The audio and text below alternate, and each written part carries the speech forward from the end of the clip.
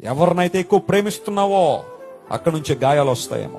యవనస్తులారా వినండి, when you love someone so much, get ready for biggest hurt in your life. నువ్వు ఎవరినైతే ప్రాణప్రదంగా ప్రేమిస్తున్నావో ఒక రోజున వారిని నిన్ను వదిలేసి వెళ్ళిపోయినప్పుడు, వాళ్ళ మీద నిందలేసినప్పుడు, నీ క్యారెక్టర్ని తప్పుగా మాట్లాడినప్పుడు, లేదా నీ క్యాలిబర్ని తక్కువ మాట్లాడినప్పుడు, నీ కెపాసిటీని తక్కువగా మాట్లాడినప్పుడు, ఆ హర్ట్ అంటే చూసావా, అది ఎవరితో చెప్పుకోలేని బాధ. ఎంతమంది యవనస్తులు తమ జీవితాలు ముగించుకున్నారు. నిన్న పేపర్లో నేను చూశాను, స్త్రీల కన్నా పురుషులట ఈ బాధ చాలా ఎక్కువ పడతారట. ఇది పేపర్లో వచ్చిందే, ఒక సైకాట్రిస్ట్ చెప్పిన మాట నేను చెప్తున్నాను, నా సొంత మాట కాదు అది. ఆ బ్రేకప్ అనేది బాగా ప్రేమించేసుకుని యవన కాలంలోకి వచ్చిన తర్వాత కొంతమంది ఇంకా నువ్వు లేకపోతే నేను లేను, నేను లేకపోతే నువ్వు లేనని ఇద్దరు కూడా ఒకరికొకరి జీవితాలు కట్టిపడేసుకుని ఒక సమయం వచ్చిన తర్వాత మరి ఏమవుతుందో తెలియదు, అటు నుండి కానీ ఇటు నుండి కానీ బ్రేకప్ వచ్చింది అంటే యవనస్తులు హ్యాండిల్ చేయలేకపోతున్నారు ఆ సిచ్యువేషన్ ని. ఎందుకు ఈ రోజున సూసైడ్లు, ఎందుకు ఈ రోజున భయంకరమైన మరణాలు?